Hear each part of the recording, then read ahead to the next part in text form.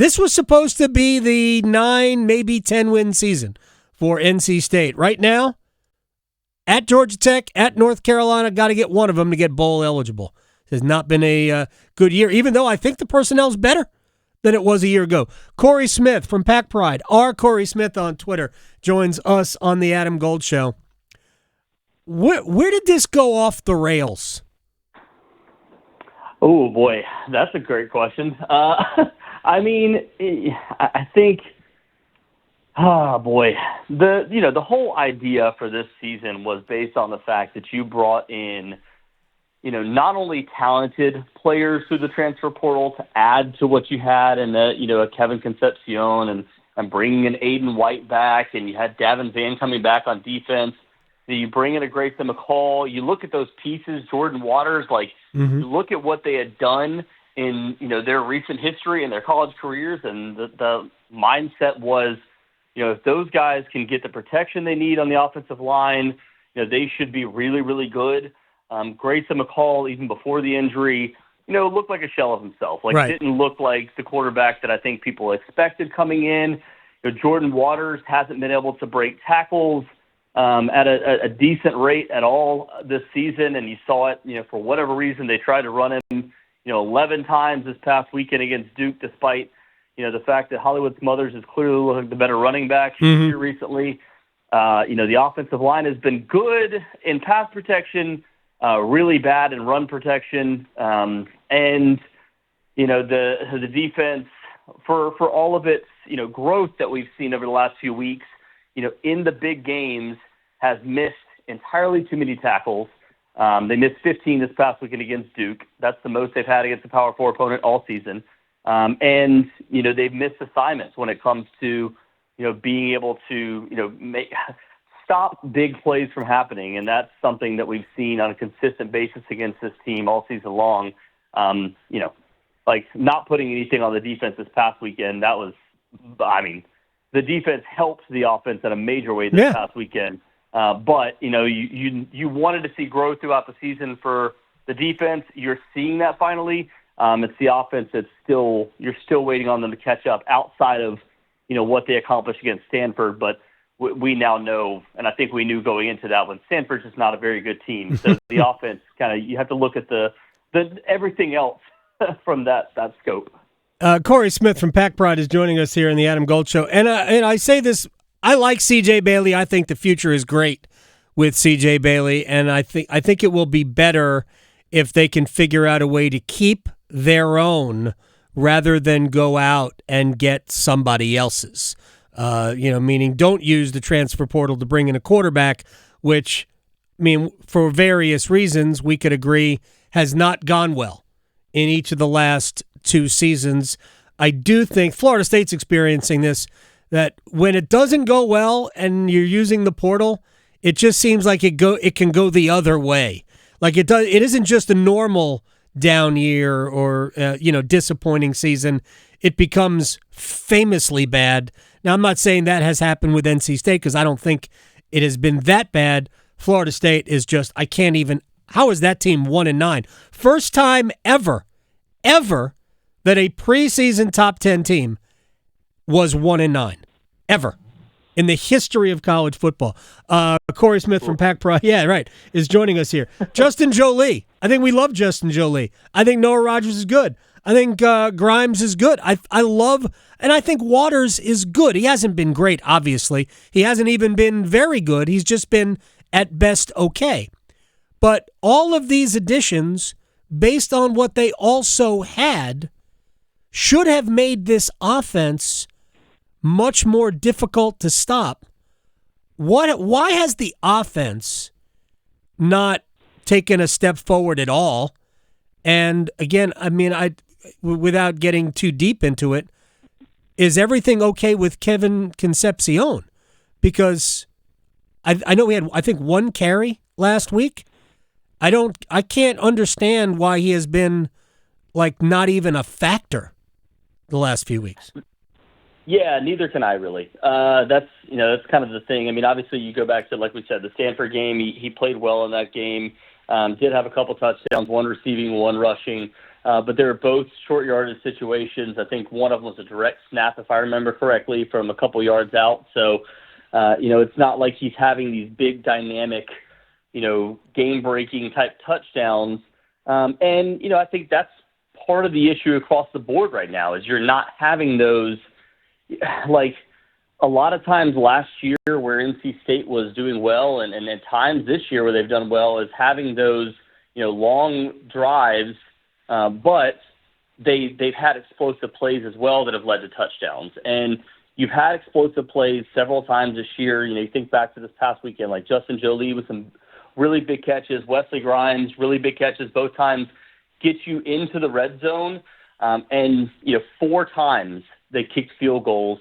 And I would venture to say if it wasn't a 4th and 8 situation from the 16-yard line inside the red zone, with them being down by 2 scores, they probably, if it's within 3 or within 6 points, they probably go for a field goal there.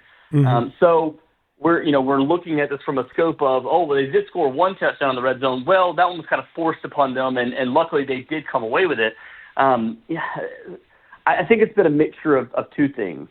Number one, it's just been the play calling. Regardless of who's been in there, the play calling all year long from Robert and I has just not been enough.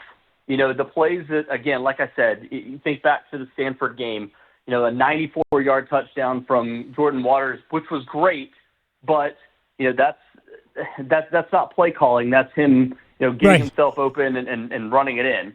And then another one, the bigger touchdowns they've had over the past few weeks, the game breaker against Cal was Hollywood Smothers breaking off one for 40-plus yards. And then, the next week against Stanford, he does the same thing with a big touchdown as well. Like, none of this is, longer methodical drives being able to finish with, a quality, a touchdown in the red zone. It's just been, playmakers doing their thing and you get away with it on a weekly basis. But the thing for right now, and number 2 is obviously, like we said, the injury to Grayson McCall changes things. I think they've kind of had to get back in a rhythm. That doesn't explain what happened this past weekend, though, which I think is the biggest frustration and where you go back to, C.J. Bailey's been progressing each and every single week.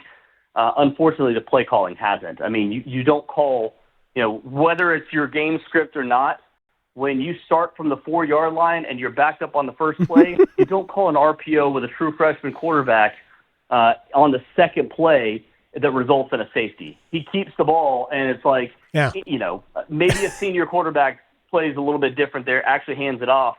But, what are we doing? Right, and I'll throw into the mix that Duke is among the best teams in the country at tackles for loss. So they had 77 coming into last week, and they had 8 this past weekend. So they sort of live in your backfield, and the play right before it was a tackle for loss. So they were game script, Adam. Game script. They were already into that zone. Look, in retrospect, and I thought State was going to win the game. In retrospect, the better team probably won. I don't know that Duke is great, and I understand that State's probably got theoretically deeper, a deeper bench or more, better personnel. But man, I watch the Blue Devils. They do a lot of really good things. They don't run it either. I mean, I've joked about this. How in the world did Star Thomas get 36 yards rushing? I never saw him cross the line of scrimmage. Not once. I mean, I didn't watch every play of the game. I don't remember him crossing the line of scrimmage. I remember him fighting for a loss of 2. That's not like the best play I saw out of Star Thomas, whether it was catching the ball or running it. So I think we're starting to see better. I thought from the Cal game on, I thought State's defense was good. I thought the defense won the game against Cal with the way they played in the second half, especially the fourth quarter. I mean, they absolutely choked the Golden Bears offense into submission. But, they gave up some plays down the field to the Blue Devils. Yeah, I think that's part of the frustration here is the fact that, the defense did its job. I went back and, added up all the numbers. One of the field goals, was on a drive that went 3 plays, 0 yards after a turnover. Another drive was, a drive that went 3 plays, 20 yards. They started inside the red zone after a fumble from NC State that led to them being able to get a touchdown. So that's 10 points that you can't even really put on your defense. That's essentially handed to Duke. And then, another drive, obviously the 2 points that you get for a safety. And then the defense giving you, 3 points essentially by, the Tamarcus Cooley fumble recovery that he brings back, and they kick a field goal right before the end of the first half. So, all of those things are basically the defense, giving you points or the offense kind of taking them off the board and forcing the defense into a tough situation. So I just, the gashing plays against Stanford and obviously against Cal the previous week, those are things that NC State has got to cut down on from a defensive standpoint. But about 90% of the snaps that they're taking, they're limiting what the other team is doing, and they're forcing you into mistakes. And the issue is right now the offense is just, as much as Dave Doran likes to talk about complimentary football, they're absolutely not playing it right now. No, and they get no compliments. Cory Smith, Pack Pride at @Cory Smith on Twitter. Let's close on the league. Somebody's going to win, and it looks like unless Miami wants to mix in another loss, it'll be SMU and Miami playing for the title in Charlotte coming up in a few weeks. How do you see the league and the playoff playing out? Is it just the 3 seed or the 4 seed, depending on what the record is for that team, and nobody else, or do you see another team sneaking in? Yeah, I think it's likely if you're going to get 2 teams in, it's going to need to be, an undefeated SMU getting there, and then Miami either knocking them off or it probably needs to be Miami knocking them off, and then the committee saying SMU deserves to be in because they got to this point. That's probably the only way that you're going to get 2 in, because I agree with you. I think when they come down with it tonight, it's probably going to be SMU in that, number 4 seed, the last conference champion from the Power 4 conference that's going to get in, and then probably have Miami at, 13, 14, somewhere around there, given the fact that they've only lost 1 game. And it was a tight game against Georgia Tech. I get that it's Georgia Tech, but it's on the road. It's a difficult, environment. So I think there's still time for a team like Miami to recover from this. But, a team like Pitt, they were, already kind of viewed as a team that's on the outside looking in anyways. SMU was kind of put at number 13, I believe, last week, if I remember correctly. So in order for a team like Miami, another team from the ACC to get in, it needs to be a team that has a Heisman contender, Cam Ward, has, the name value, Miami, and, at the same time has the record to back it up. And I think if they only have 1 loss the rest of the way, they get into the ACC championship game. If they win it, obviously they're in. But if they lose it, there's still a discussion point for them. But I think the ideal scenario here is Miami getting there, beating SMU, and then, both of them being able to get into the college football playoff. Think it's if Clemson beats Pitt handily and then thumps South Carolina, do you think 10-2 Clemson has a chance? Maybe. Yeah. I mean, again, the toughest part about all of it is the fact that you lost at home and you lost to Georgia at the beginning of the season the way you did.